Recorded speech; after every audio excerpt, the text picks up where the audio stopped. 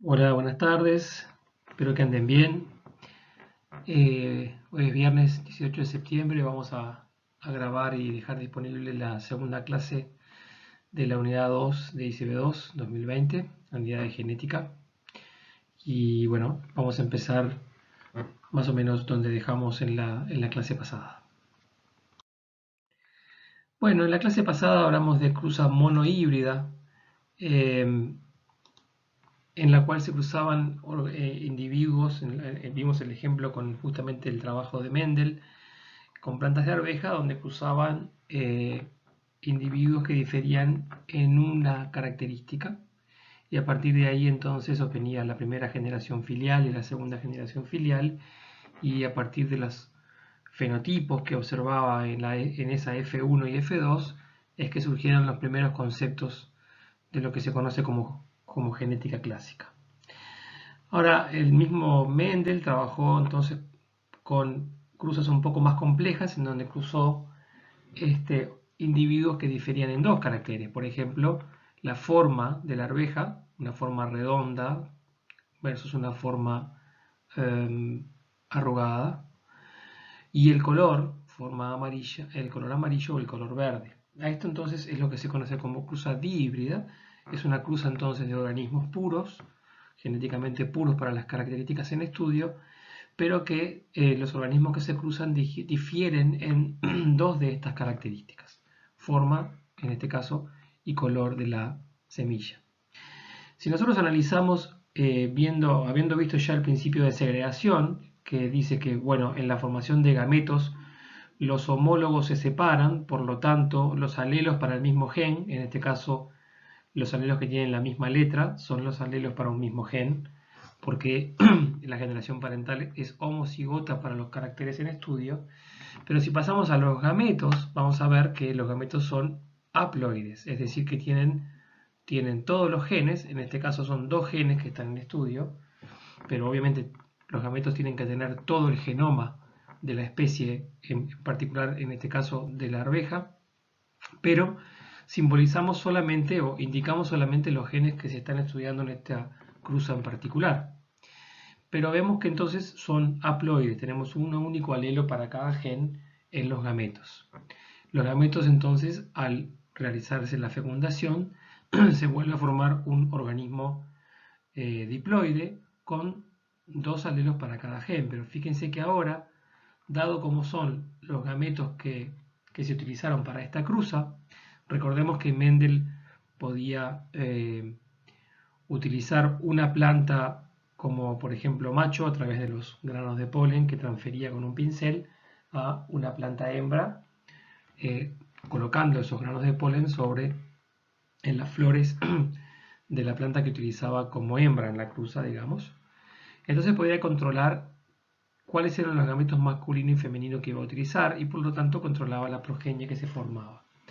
Necesariamente entonces el gen R, que es el gen entonces que en este caso simboliza la codificación para algún gen que afecta la forma de la semilla, eh, necesariamente va a ser heterocigota con el alelo R grande y con el alelo R chica. Y lo mismo ocurre con el gen que, entre otros genes, determinan el color de la arveja. Este en particular va a ser también heterocigota. Por lo tanto, el genotipo de la F1 va a ser todo heterocigota para ambos genes. Pero el fenotipo, recordemos los conceptos de genotipo y fenotipo que vimos en la clase pasada, el fenotipo va a ser todo uniforme. ¿Por qué? Porque hay un alelo que determina la forma de la semilla, que es dominante, que es el de la semilla más redonda, digamos, sobre el alelo que determina la forma eh, rugosa. Como es dominante, como hay una relación de dominante recesivo en los alelos que determinan la forma, pero también en los alelos que determinan el color, toda la generación F1 va a ser uniforme, con una cierta forma y un cierto color. Sin embargo, como vimos en el caso de la cruza monohíbrida, al dejar que las plantas de la generación F1 se autofecunden, cada una de estas plantas va a generar sus propios gametos masculinos y sus propios gametos femeninos, vemos que ahora el panorama se complica mucho. Aparecen, como ocurrió con las cruzas monohíbridas, aparecen los fenotipos que habían desaparecido en la F1, aparecen en la F2. ¿Cuáles? Bueno, aparece el color verde, que no había estado presente en las F1, y aparecen las semillas rugosas, que tampoco habían estado presentes. O sea que como ocurrió en la cruza monohíbrida, los caracteres, los fenotipos asociados a alelos recesivos reaparecen en la generación F2. Fíjense que si miramos solamente la forma y no el color, vamos a ver que la relación es de 3:1. Si ustedes cuentan en estos cuadrados de este tablero de Punnett, la relación entre arvejas redondas y rugosas es 3:1. Y lo mismo ocurre si cuentan la relación de colores. Es 3:1 la relación entre fenotipos amarillos y fenotipos verdes. Bien, ¿qué es lo que determina este tablero de Punnett que sea un poco más complejo que el que vimos en la clase pasada? Bueno, lo que recordamos es que el tablero de Punnett tiene, tanto para los gametos masculinos como para los gametos femeninos, la cantidad de filas y columnas necesarias según la cantidad de gametos diferentes que participan en la cruza. Fíjense que todos estos son todos distintos. Fíjense que todos tienen una R y todos tienen una A, pero cómo están combinadas esas letras es diferente en cada caso, ¿verdad? Ambas mayúsculas, ambas minúsculas, una mayúscula y una minúscula, y el contrario. Y eso ocurre tanto para gametos masculinos como para gametos femeninos. Por lo tanto, tenemos 4 tipos de gametos diferentes en lo que respecta al genotipo de estos dos genes en estudio, tanto para gametos masculinos como femeninos. Por lo tanto, tenemos un tablero de Punnett de 4 columnas y 4 filas, por lo tanto 16 opciones en la progenie. Acá estamos representando entonces la progenie en la F2. Bien, entonces, ¿cómo en la progenie ya sabemos que volvemos a obtener organismos diploides, por lo tanto tenemos para cada una 2 R's y 2 A. Sin embargo, según los gametos que se juntan, vamos a tener diferentes genotipos para esta progenie en la generación F2, y esos genotipos me van a determinar los fenotipos, o sea, lo que está representado con una cierta forma y un cierto color. ¿Sí?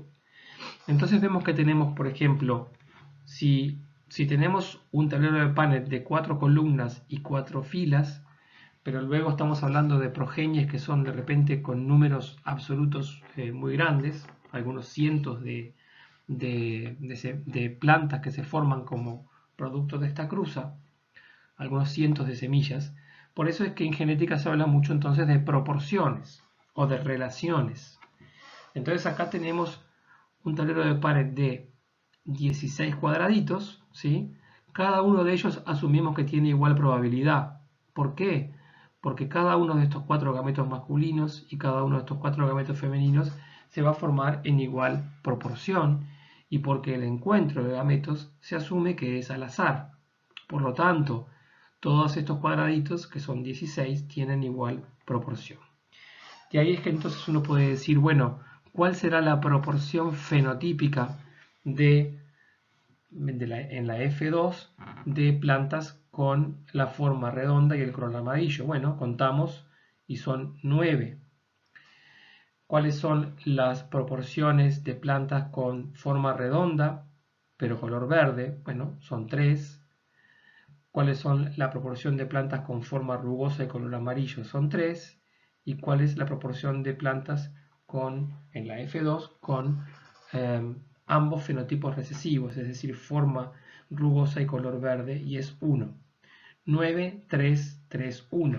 Estas no son números absolutos, son relaciones o proporciones, ¿verdad? Entonces, en este tipo de cruza dihíbrida, cuando hay genes que tienen alelos que tienen una relación de dominante recesivo y que además se distribuyen en forma independiente, y ahora vamos a ir a eso, la relación entonces de fenotipos en la generación F2 va a ser 9, 3, 3, 1, y esto es una cosa que en los experimentos de Mendel estas proporciones, así como se repetía la relación de 3:1 en forma consistente en las cruzas monohíbridas, se repetían estas relaciones 9:3:3:1 en forma consistente en las cruzas dihíbridas, lo cual lo llevó a formular este segundo principio, que es justamente el principio de distribución independiente.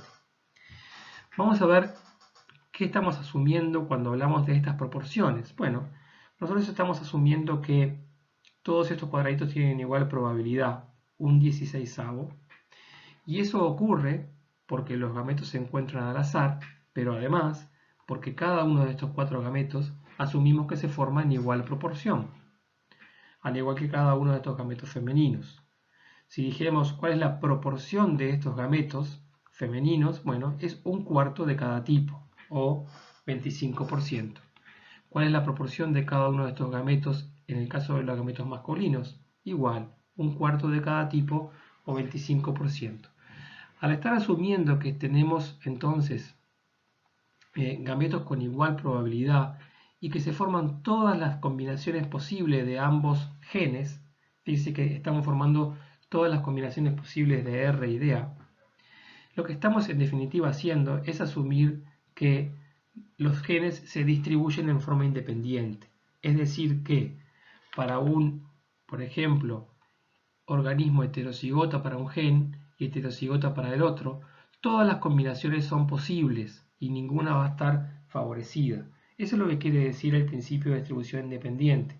Básicamente, los alelos de un gen se agregan o se separan en forma independiente de los alelos del otro gen. Por lo tanto, todas las combinaciones de esos dos alelos para los dos genes van a ser igualmente probables. Esto entonces es lo que va a determinar las proporciones fenotípicas en la generación F2.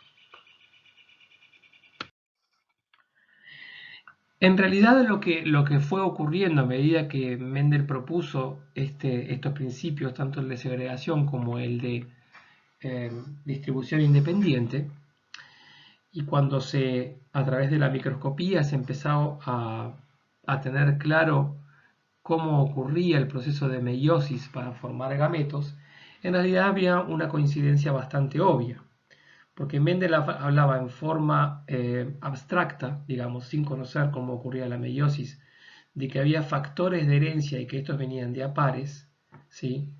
Y se empezó a quedar cada vez más obvio que los cromosomas venían de a pares, lo que hoy conocemos como algo muy claro, que es justamente que en los organismos diploides los cromosomas vienen de a pares, justamente los pares homólogos. Pero además, lo que proponía Mendel, nuevamente sin conocer lo que ocurría en la meiosis, es que estos pares de factores de herencia tenían que separarse durante la formación de gametos. Y fue quedando muy claro que los pares de cromosomas homólogos justamente se separan, y si vemos acá en la fase 1 de meiosis, lo que recordemos de la unidad 1, lo que ocurre es justamente eso. Los pares homólogos están asociados, ¿verdad?, hasta metafase 1 de meiosis, se alinean en el ecuador celular y se separan, entonces, segregan, digamos, se separan entonces en la fase 1 para estar en células diferentes ya después de la primera meiosis. Esto es justamente lo que hace que una célula diploide termine en células haploides, ¿sí? Que es la separación de los homólogos, y esto ocurre en la fase 1. Entonces, la coincidencia fue bastante clara, y con el tiempo, bueno, quedó muy claro que justamente estos factores de herencia estaban presentes justamente en los cromosomas. Los cromosomas, por su característica de teñirse muy fácilmente cuando se usan tinciones en microscopía, y de ahí el nombre, cromo es color, cuerpos coloreados, digamos, y justamente por ser tan distinguibles durante la división celular, tanto durante la mitosis como durante la meiosis, eran componentes de la célula que se conocían muy bien, pero no se conocían qué era lo que tenían, hasta que entonces este tipo de razonamiento llevó a proponer y más tarde comprobar que los cromosomas justamente lo que tenían eran estos factores de herencia que pasaron a llamarse genes. Bien, entonces lo que vimos recién como cruza dihíbrida la podemos visualizar de esta otra manera. Si los cromosomas son los portadores de los genes, podemos indicar un organismo diploide para un gen R, cualquiera, que determina, en este caso, la forma de la semilla. Podemos determinar entonces si es diploide, y en este caso es, por ejemplo, heterocigota u homocigota, no importa, pero la cosa es que podemos determinar que en un cromosoma, en un cierto lugar, que es lo que llamamos en la clase pasada el locus del gen, va a estar ubicado entonces alelos, que puede ser el mismo o puede ser diferente, en este caso son diferentes, en el par homólogo. Acá tenemos un par homólogo. Recordemos que el par homólogo tiene los mismos genes, pero puede tener diferentes alelos, como se representa en este caso. Y tenemos otro gen que codifica para el color de la arveja, que también entonces lo ubicamos en el mismo cromosoma, en el par homólogo, con alelos que pueden ser el mismo alelo o alelos distintos. Si nosotros ahora pasamos a representar entonces la cruza que vimos en la diapositiva hace 2 diapositivas atrás, pero en vez de representar las letras, representamos los cromosomas, lo podemos representar de esta manera. La generación parental es homocigota, ¿sí?, para ambos genes, y la generación parental tanto para los genotipos y fenotipos recesivos como para dominantes. Pero entonces en la formación de gametos, acá tenemos entonces cómo pasamos de una célula diploide a una célula haploide, ¿sí?, que tiene todos los cromosomas pero solamente uno de cada tipo. Lo mismo ocurre con la formación de gametos de este otro progenitor. Por lo tanto, la F1 va a tener toda esta composición de cromosomas. Y fíjense cómo ahora tenemos entonces que es heterocigota para ambos genes, ¿sí? Vuelve a ser diploide y es heterocigota para ambos genes. Cuando asumimos entonces, para formar la generación F2, que los genes se distribuyen en forma independiente, ¿por qué asumimos esto? Porque cada uno de estos gametos va a recibir un cromosoma de los más largos y un cromosoma de los más chicos, ¿sí? Pero va a recibir todas las combinaciones posibles. Fíjense cómo tenemos acá, cada gameto tiene un cromosoma más grande, un cromosoma más chico, pero todas las combinaciones posibles, tanto en el caso de gametos masculinos como femeninos. Cuando representamos las cruzas, obtenemos entonces el resultado que obtuvimos antes. O sea que asumimos que los cromosomas están en los genes, ¿sí?, y representamos lo mismo representando estos cromosomas con sus locus o loci en diferentes lugares, de la misma manera que representamos las letras indicadoras de esos alelos en forma más simbólica cuando explicamos la cruza dihíbrida, ¿sí? Bien, entonces de alguna manera esto entonces presenta un análisis un poco más complicado que la cruza monohíbrida, pero sigue siendo básicamente lo mismo, pero con un esquema un poco más complicado porque estamos analizando los genes de A2. Ahora bien, ¿qué es lo que estamos asumiendo cuando hicimos el análisis anterior? Estamos asumiendo, fíjense que acá estamos copiando lo que estaba en la diapositiva anterior, estamos asumiendo que el locus del gen que en este caso codifica para la forma de la arveja y el locus del gen que codifica para el color de la arveja están en cromosomas distintos. ¿Qué queremos decir con cromosomas distintos? Están en pares homólogos distintos. La abeja tiene un número haploide de cromosomas de 7, es decir, n igual 7. Por lo tanto, para representar el genotipo entero de la arveja, deberíamos representar de una célula diploide, deberíamos representar 7 pares homólogos. Hasta acá estamos representando 2, simplemente porque son 2 los genes que estamos considerando en este caso en particular. Cuando hablamos de genes no ligados, entonces, estamos hablando de genes, visto en forma simple, estamos hablando de genes que cuyos loci se ubican en cromosomas diferentes. Y este caso entonces es cuando es claro que se cumple que estos genes se van a heredar en forma independiente, se van a distribuir en la progenie en forma independiente. Es decir, que esto que está acá, que es lo que vimos, asumiendo que cada uno de estos gametos se forma en igual proporción, es justamente lo que estamos asumiendo cuando decimos que se distribuyen en forma independiente. También vimos, sin embargo, que en un cromosoma, en un mismo cromosoma, puede haber varios miles de genes. Por lo tanto, hay una alta probabilidad que dos genes cualesquiera estén en el mismo cromosoma. Recordemos entonces que los cromosomas son, básicamente en los cromosomas pueden ocurrir varios miles de genes, cada uno ubicado en un determinado lugar, que es lo que se conoce como locus. Entonces acá estamos representando justamente lo contrario al anterior. En este caso, los mismos genes que determinan, que codifican para la forma y el color de la arveja, están en el mismo cromosoma. Y ahí es cuando aparece el concepto de genes ligados. Ahora lo que ocurre es que ya no podemos asumir lo que estábamos asumiendo antes. ¿Qué es lo que no podemos asumir? O digamos, ¿no se van a formar todos estos fenotipos posibles? Sí, probablemente sí se van a formar todos estos fenotipos posibles.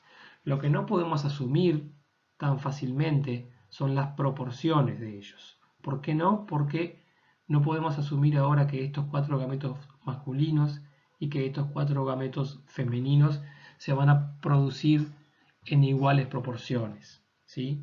O sea, las proporciones de la progenie evidentemente dependen de las proporciones de los gametos. Y las proporciones de los gametos las asumimos como un cuarto en este caso, cuando analizamos dos genes, cada uno con 2 alelos, pero en el caso de que no estén ligados. Y en el caso de que estén ligados, en principio podemos decir que de la forma en la que están combinados estos alelos, R mayúscula y A mayúscula van a tender a heredarse juntos, y R minúscula y A minúscula van a tender a heredarse juntos porque están en el mismo cromosoma. Si lo llevamos a lo que estábamos viendo antes cuando representábamos los cromosomas con los colores y demás, veríamos entonces que los gametos que tienen una R mayúscula y una A mayúscula van a estar entonces en mayor proporción que los que tienen, por ejemplo, una R mayúscula y una A minúscula. Van a tender a heredarse entonces ligados, ¿sí? Los alelos que están en un mismo cromosoma tienden a heredarse ligados, y ahí se habla entonces de ligación de genes, y en este caso entonces el principio de distribución independiente no se cumple como tal, al menos en cuanto a las proporciones esperables.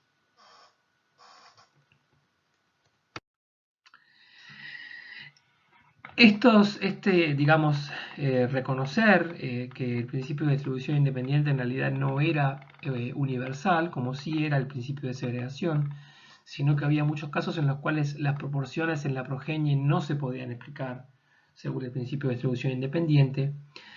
Esto llevó a todo un estudio, a una enorme cantidad de estudios, que en realidad fue el avance, digamos, de lo que se pudo conocer como la era de oro de la genética, en el cual en realidad los avances más importantes se lograron no trabajando con plantas, como había trabajado Mendel, sino trabajando con un modelo animal que pasó a ser, por allá por la primera mitad del siglo XX, pero hasta hoy por hoy sigue siéndolo y probablemente va a seguir siéndolo por mucho tiempo, el modelo más importante de genética, que es Drosophila melanogaster, o la mosca de la fruta. ¿Cuál es la idea de los modelos en biología? Bueno, evidentemente la biología implica una enorme diversidad, ¿verdad? La diversidad es un concepto, la biodiversidad es un concepto muy asociado con la biología, es decir, que los organismos vivos presentan una enorme diversidad. Pero a su vez, y aunque parezca un poco contradictorio, la diversidad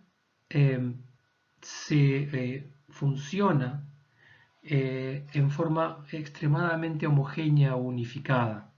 A veces se habla de unidad en la diversidad, porque en realidad los principios básicos son universales. Los principios biológicos básicos son universales, a pesar de la enorme diversidad con la cual ocurren los organismos. Entonces, el uso de modelos permite explorar principios básicos fundamentales y aprender sobre ellos y sacar conclusiones sobre estos principios básicos, y esas conclusiones no aplican solamente al organismo con el cual se trabajó, en este caso, por ejemplo, la mosca de la fruta, sino que aplican a un grupo mucho más grande de organismos, que puede ser en realidad todos los seres vivos o una parte importante de los seres vivos según el tipo de fenómeno biológico que se esté explorando.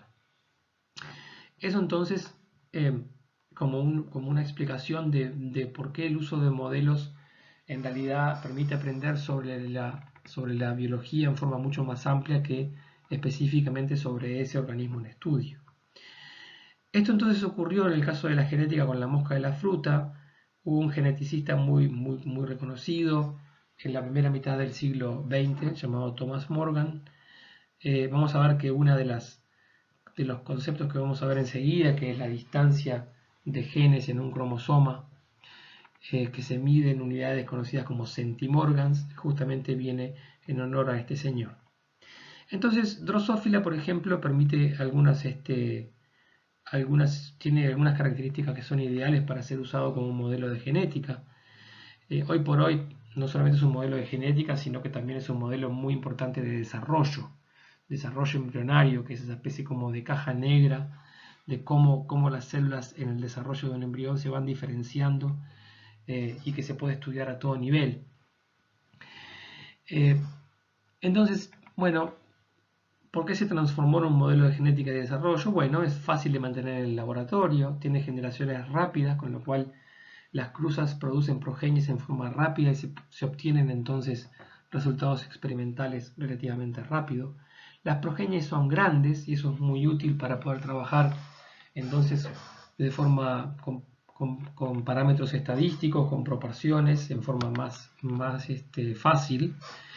Y además, con los años, empezó a tener una genética conocida. ¿Qué quiere decir esto? Bueno, que se conoció cada vez más sobre sus genes, sus alelos, sus mutaciones, dónde estaban ubicadas en los cromosomas, y más adelante simplemente se mapeó todo el genoma, conociendo en detalle no solamente digamos, las secuencias nucleotídicas de todo el genoma, sino también para diferentes partes del genoma a qué proteínas estaban asociados y a qué función, ¿verdad? Todo eso es lo que, no solamente la genética, sino también la expresión y también en parte la evolución de estos genes, todo avanzó mucho, digamos, en función justamente de este modelo de Drosophila melanogaster.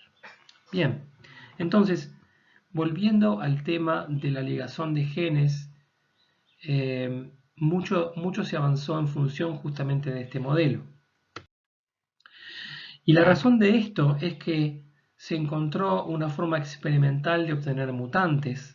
Por ejemplo, acá vemos moscas normales y moscas que tienen ojos blancos. Esta no es el fenotipo normal de los ojos, sino que es una mutación, ¿sí? El fenotipo normal, que en general se utiliza la terminología del fenotipo silvestre, y eso proviene del uso del inglés del wild type, es el rojo, pero acá se muestra una mutación con ojos de otro color. Pero así como se obtuvo esta mutación, se obtuvieron una enorme cantidad de mutaciones aplicándole un agente mutágeno a poblaciones de laboratorio de estas moscas, y de alguna manera se construyó una especie de biblioteca, no biblioteca, pero una colección, digamos, de mutantes que se utilizaron para hacer experimentos. o sea, experimentos en genética, con lo cual se hicieron cruzas. Estas cruzas entonces empezaron a indicar que muchas de estas cruzas, por ejemplo, una serie de cruzas dihíbridas, como vimos en el ejemplo de la arveja y con la forma y el color, se empezaron a hacer cruzas entonces dihíbridas y se empezó a ver que este principio de distribución independiente sí se cumplía como era previsible, según lo que vimos hace unos minutos atrás, para muchos de estos caracteres, pero no para otros. Había caracteres que tenían de alguna manera, tendían a heredarse juntos. Esos caracteres entonces es como que se ubicaron dentro de lo que se llamó grupos de ligamiento, ¿sí? Grupos de caracteres que mostraban cierta tendencia a heredarse juntos. Y estos grupos de ligamento, la cantidad de grupos de ligamento que se encontraron justamente tenía que ver con la cantidad de cromosomas homólogos que presentaba Drosophila melanogaster, que es cuatro pares de cromosomas homólogos.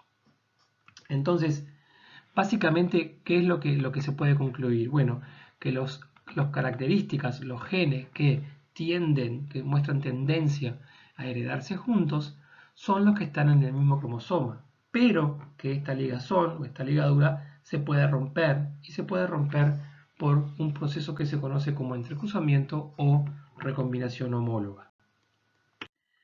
Si nosotros miramos, aquí tenemos un cromosoma con su homólogo. Sabemos que es su homólogo porque los genes que tiene son los mismos, A, B, C, D, aunque vemos que en todos estos casos es heterocigota, o sea, A minúscula, A mayúscula, B minúscula, B mayúscula. Los alelos son diferentes, pero acá tenemos un par homólogo. Vemos que es un par homólogo replicado, o sea, cada cromosoma es de doble cromátide, por lo tanto ya pasó por la fase S de replicación del ADN y se está dividiendo, por meiosis para formar gametos. Una de las cosas que vimos cuando vimos el proceso de meiosis que ocurría en la profase 1 de meiosis es que los cromosomas homólogos se alinean entre sí, ¿verdad? Y que ahí entonces ocurre el entrecruzamiento o el intercambio de material genético entre cromátides de cromosomas homólogos.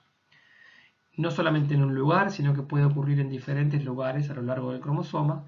Esos lugares son los que se conocen como quiasmas. Vimos algunos ejemplos de fotografías reales, digamos, de cromosomas homólogos en el momento de justamente de la recombinación homóloga. ¿Por qué se utiliza este término de recombinación homóloga? Bueno, es homóloga porque básicamente la cantidad de material genético que va para un lado es la misma cantidad que viene del otro. Eso lo podemos ver en el resultado, ¿verdad? Esto es antes de esto es durante profase 1, esto ya es en metafase 1, cuando ya ocurrió el entrecruzamiento. Y acá lo que vemos es que no hay pérdida o ganancia en realidad de cantidad de genes, porque la recombinación es homóloga, ¿sí? Lo que va para un lado va para el otro.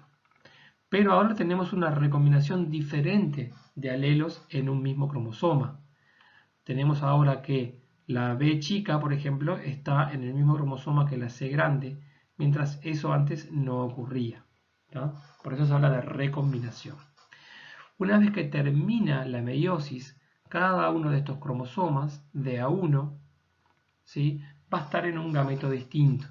Entonces tenemos algunos gametos que para este cromosoma y para esta colección de genes A, B, C, D tienen la misma combinación de alelos que tenía antes, ¿verdad? Todas las minúsculas juntas. Lo mismo hay algunos que tienen toda la misma combinación de alelos que tenía antes, todas las mayúsculas juntas, pero algunos gametos es lo que podemos llamar gametos recombinantes. O sea, podemos hablar aquí de gametos parentales en cuanto a la combinación de A, B, C y D, y gametos recombinantes en cuanto a la combinación de A, B, C y D. En particular tenemos dos mayúsculas y dos minúsculas, por lo tanto, desde el punto de vista de los alelos, tenemos una combinación diferente. Esto entonces es lo que ocurre en esos grupos de ligamiento que hablábamos en la diapositiva anterior.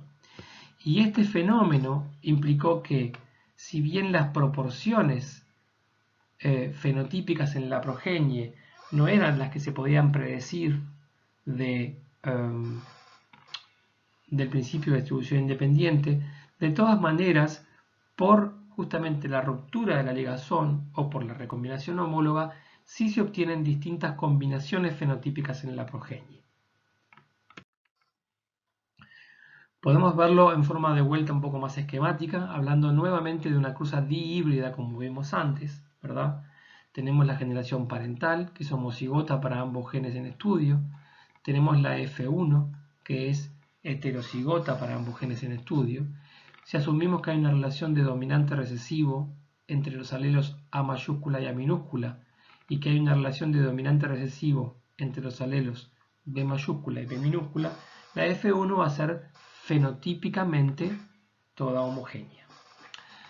Lo que se representa a continuación, disculpen que está en inglés, es qué es lo que ocurre cuando los organismos, los individuos de la F1 van a producir sus propios gametos por meiosis para dar lugar a la F2. Lo que va a ocurrir entonces es que si estos dos genes A y B están ligados, o sea, están en el mismo cromosoma, como se muestra aquí, la formación de algunos gametos va a ser la parental, A grande con B grande, vienen en el mismo cromosoma, A chica con B chica vienen en el mismo cromosoma, ¿sí? Son los que están representados aquí, gameto A grande B grande, gameto A chica B chica. Estos son los tipos parentales o progenitores, pero acá tenemos combinaciones nuevas como resultado de la recombinación. Si nosotros queremos conocer la proporción de estos gametos, que ahora no va a ser de un cuarto de cada tipo, porque no estamos en una situación en la cual se cumple el principio de distribución independiente, porque justamente los genes están ligados en el mismo cromosoma, esta proporción asumimos que va a ser más pequeña que esta otra. La proporción de gametos recombinantes va a ser más pequeña que la proporción de gametos tipo parentales o progenitor. Para poder ver estas proporciones tenemos que hacer una cruza, y esa cruza es, nuevamente aparece la idea de la cruza de prueba. Si se cruza entonces con un individuo que para estas características tiene fenotipos y genotipos recesivos en forma homocigota, como está representado acá, todos sus gametos van a ser entonces de un solo tipo. Por lo tanto, las proporciones en la progenie que se representan en esta tabla que está aquí, me van a reflejar exactamente las proporciones de los gametos que se obtuvo de este individuo heterocigota, ¿sí? Y esas proporciones, lo que en definitiva me va a estar indicando, primero lo que vemos acá es que claramente no son de un cuarto de cada una. Tenemos mucho más de dos tipos que de otros dos. Por lo tanto, no estamos en una situación de distribución independiente de A y B, como sí estaríamos si A y B estuvieran en cromosomas distintos. Tenemos mucho más de un tipo que de dos tipos en realidad que de otros dos. Por lo tanto, estamos ante una situación de genes ligados. Muy bien. ¿Cuán lejos o cuán cerca están estos dos genes A y B en el cromosoma? Va a determinar esta proporción, ¿sí? Esta proporción no es fija, sino que depende de la distancia.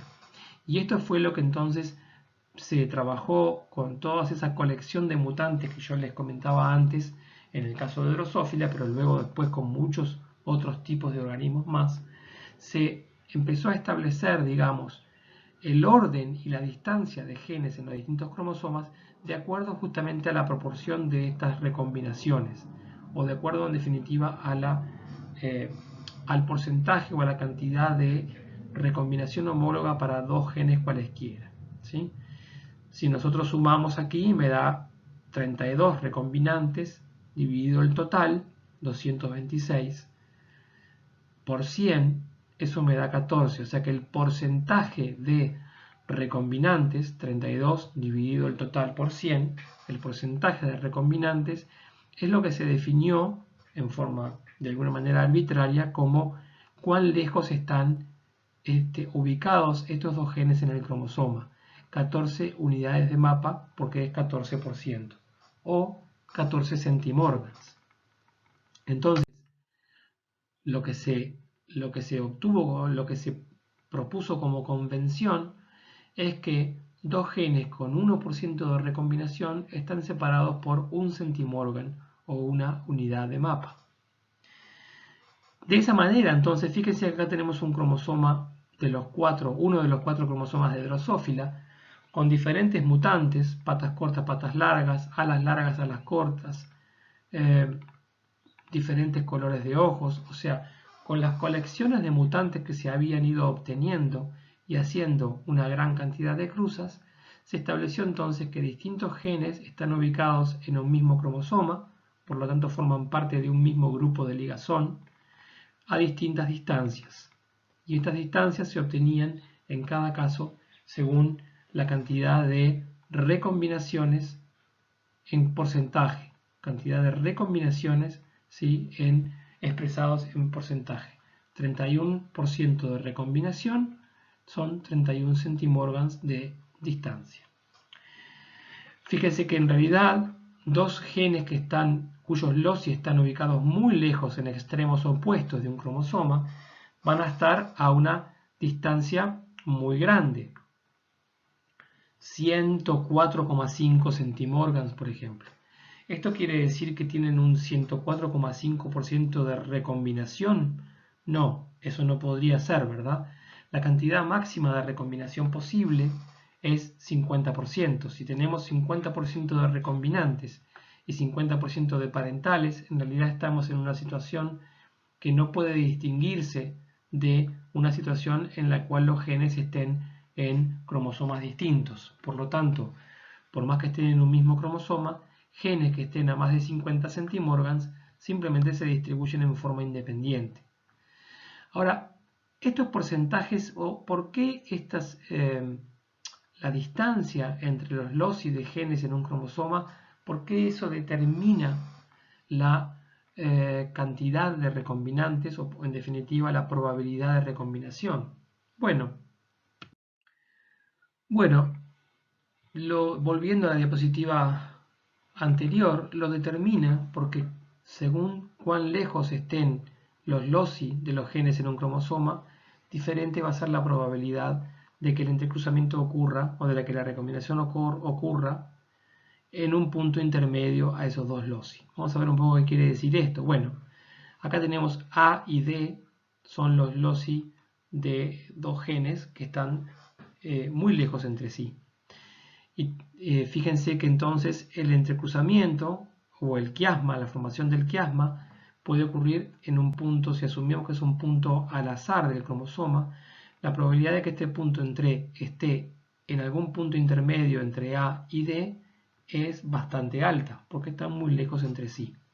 En cambio, hacia el otro extremo, si nosotros consideramos dos genes C y D, están muy cerca en el cromosoma, por lo tanto, la probabilidad de que haya recombinación, es decir, que el quiasma se forme o que el punto de corte sea en un punto intermedio a C y D, tendría que ocurrir solamente en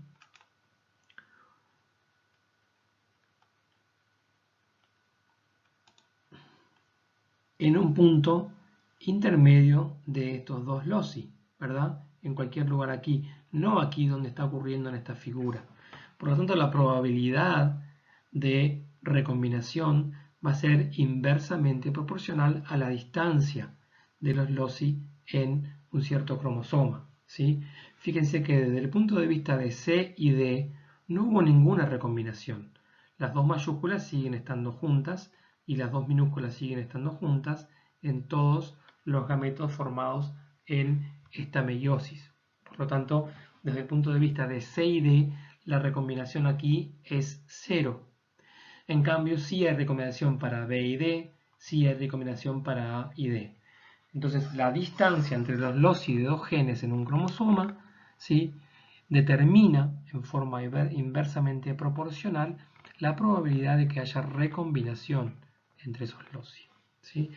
Este concepto que se utilizó hace ya muchos años para hacer lo que se conoce como el mapeo de genes en un cromosoma, como vimos en la diapositiva anterior, en realidad es mucho más amplio y podemos extenderlo hoy por hoy a que cuando uno le dicen, bueno, se hace un análisis de ADN y uno descubre que tiene una cierta proporción de ascendencia, digamos, no sé, vikinga versus asiática, ese tipo de cosas que nos resultan tan atractivas. Bueno, hay un concepto que subyace, digamos, de alguna manera, todo ese tipo de análisis más moderno desde el punto de vista genético, y es es la recombinación como algo más o menos probable según cuán lejos o cuán cerca estén los loci de dos genes en un cierto cromosoma.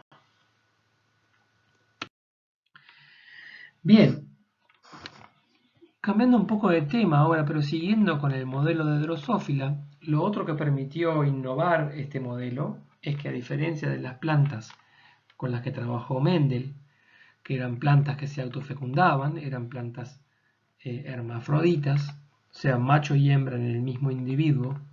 En el caso de Drosophila, como ocurre en la mayoría de los animales, el macho es un individuo y la hembra es otro. Por lo tanto, las cruzas entre macho y hembra, bueno, son cruzas distintas a las que trabajó Mendel, en donde había la posibilidad de hacer una autofecundación. Esto entonces permitió justamente ver que los cromosomas eran determinantes de una característica absolutamente fundamental, digamos, del individuo, que era justamente su sexo, ya que las hembras y los machos tenían diferencias en sus cromosomas en forma notoria. Eso es lo que hoy conocemos justamente como la determinación cromosómica del sexo. El macho y la hembra tienen cromosomas distintos, especialmente en lo que conocemos como el par de cromosomas sexuales. Esa diferencia no ocurre en lo que denominamos autosomas. En el caso de Drosophila, n igual 4, tenemos entonces 3 autosomas y un cromosoma sexual, o en una célula diploide, 3 pares de autosomas y un par de cromosomas sexuales.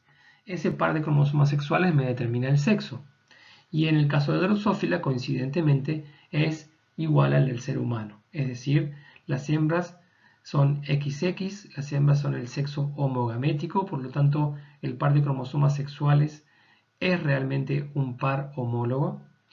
En el macho es el sexo heterogamético, podemos llamarlo XY, y entonces el par de cromosomas sexuales en el macho no es un par homólogo, con lo cual quiere decir que tiene genes distintos, no es un par homólogo.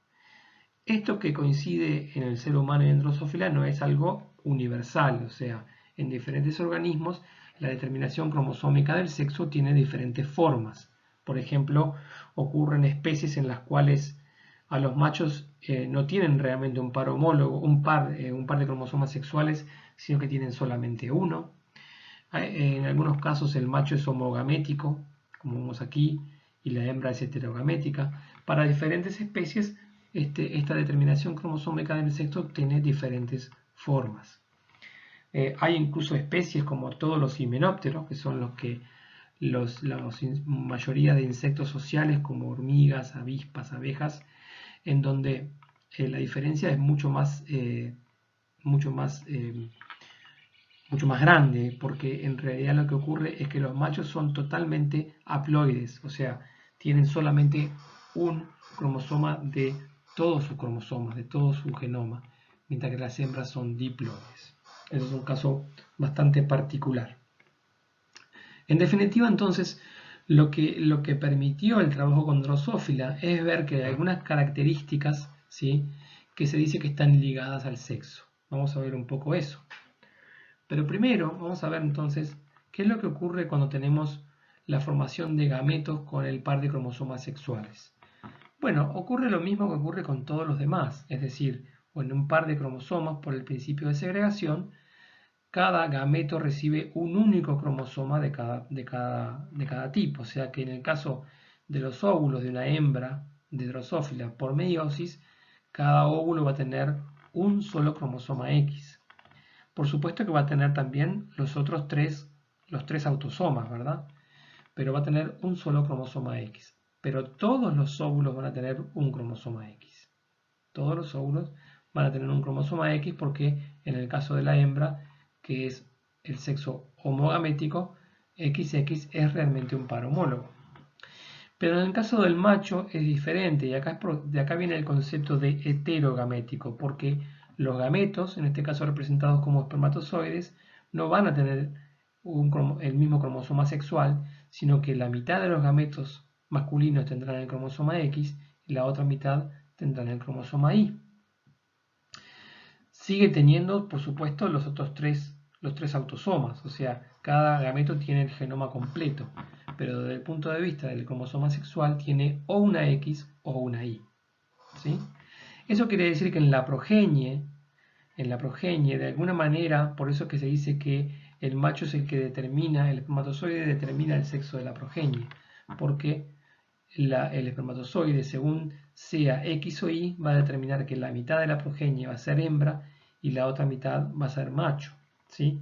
Desde el punto de vista de las proporciones o desde el punto de vista de la probabilidad. O sea que a priori esto ocurre entonces tanto en Drosophila como ocurre en nuestra especie, ¿verdad? La probabilidad de un hijo varón o una hija mujer es la misma justamente porque podemos visualizarlo de esta manera. Bien, cuando se trabajó con mutantes de Drosophila, justamente se vio que algunas características, más allá de que pudieran o no cumplir el principio de distribución independiente cuando se hacían cruzas dihíbridas, algunas características solamente haciendo cruzas monohíbridas daban resultados un poco extraños. Por ejemplo, había una mutación que implicaba moscas de ojos blancos, ¿sí? Cuando la forma común o silvestre de los ojos es rojo. Cuando se hizo una cruza entonces entre una hembra de ojos rojos y un macho de ojos blancos, se obtuvo toda la progenie F1 de ojos rojos.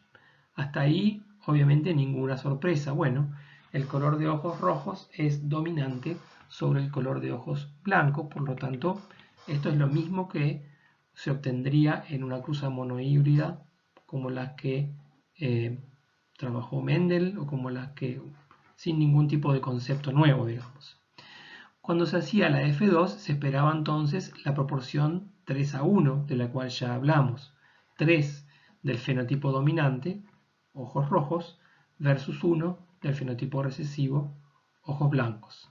Tomen en cuenta cuando decimos 3:1 estamos hablando de proporciones, ¿verdad?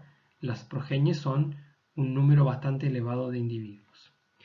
Lo que se encontró, por ejemplo, es que la proporción no era 3:1, sino que estaba bastante distinta a 3:1. Pero el resultado más interesante era que esta reaparición del fenotipo desaparecido en la F1, o sea, la reaparición del fenotipo de ojos blancos, solamente ocurría en machos y no en hembras. O sea que la herencia de esta característica era distinta para machos que para hembras. La explicación de eso justamente son las características que están ligadas al sexo. Si lo vemos desde el punto de vista de la formación de gametos masculinos y femeninos, pero ahora representamos representamos el cromosoma y el alelo del gen que determina en este caso el color de ojos, vamos a ver que representamos con una B mayúscula el alelo dominante para el color de ojos rojos. ¿Por qué lo representamos como un superíndice de X? Justamente es una forma de representar que está en el cromosoma X, que ese gen está en el cromosoma X, ¿sí? Si no, lo representaría simplemente con una B mayúscula o con una B minúscula.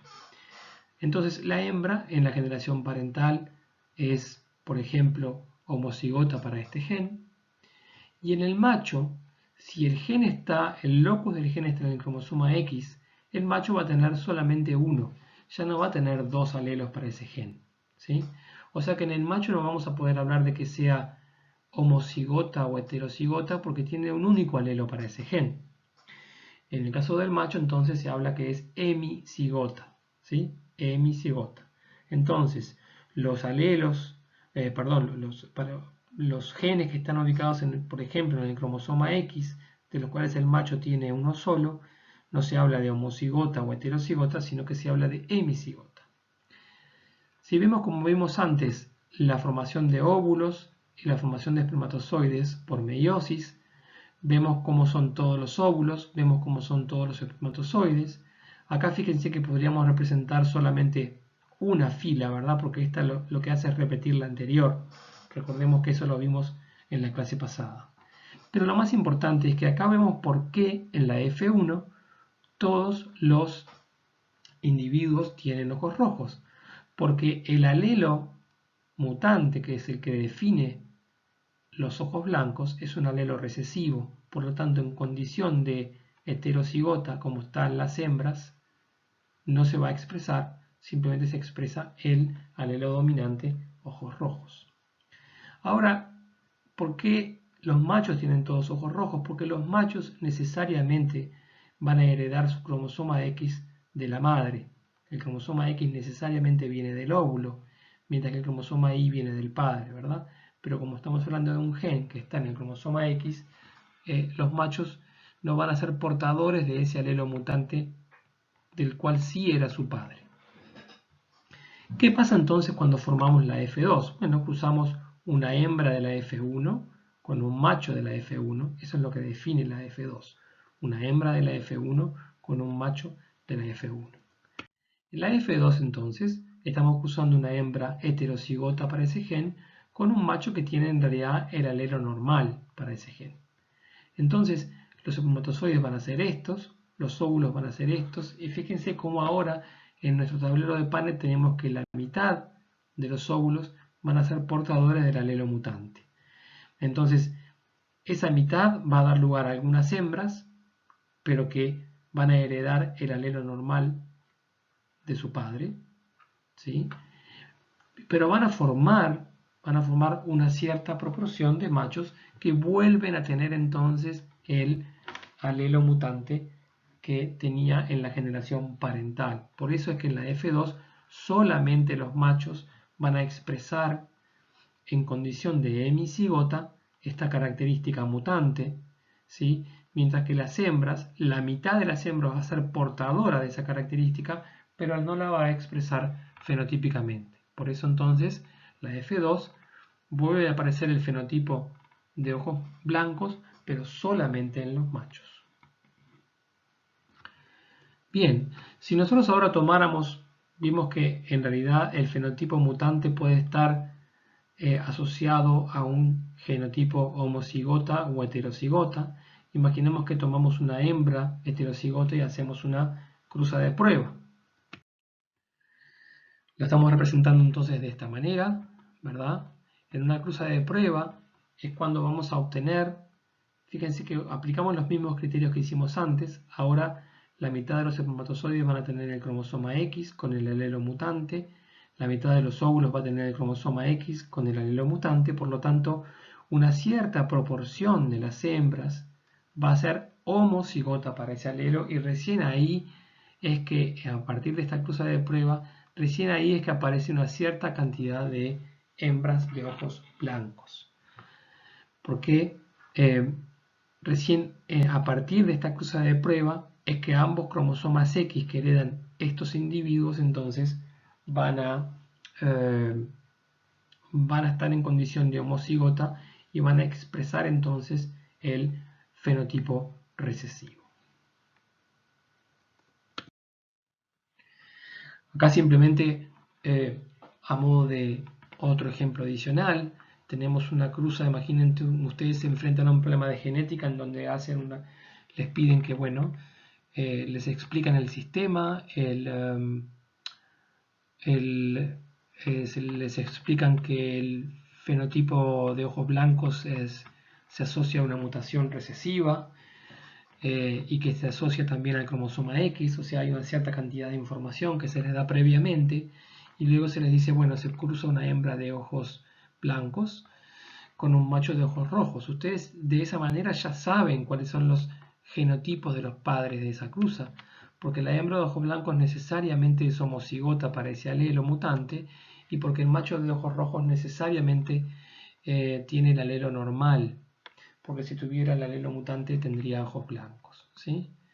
Entonces ustedes pasan de conocer el fenotipo de la generación que van a hacer, de la cual van a hacer la cruza, lo asocian a un cierto genotipo, si pueden hacerlo en función de la información que tienen, y de ahí entonces pasan a poder predecir, ¿sí?, el genotipo de los gametos. ¿Cómo? Bueno, simplemente aplicando el principio de segregación, ¿verdad?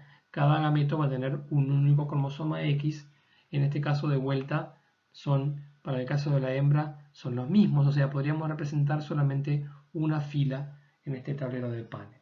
De esta manera entonces ustedes pueden predecir cuál va a ser la progenie.